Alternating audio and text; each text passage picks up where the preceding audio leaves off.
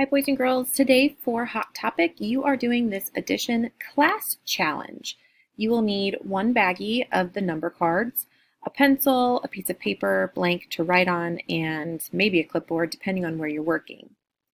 So you will take turns in your group of 2 or 3 and turn 2 cards over. Each of you will solve the same problem by adding the 2 numbers on the cards together. When you finish, you will check your answers with each other. If you all get the same answer, you get 2 precision points for the class challenge. 2 points for your group, not 2 points each.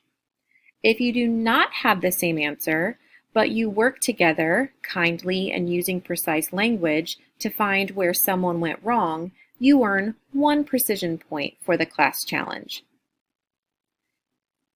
Keep a tally of the points that you earn on someone's paper. When you're finished with the entire rotation, meaning you will keep drawing cards and keep solving problems and keep earning those precision points.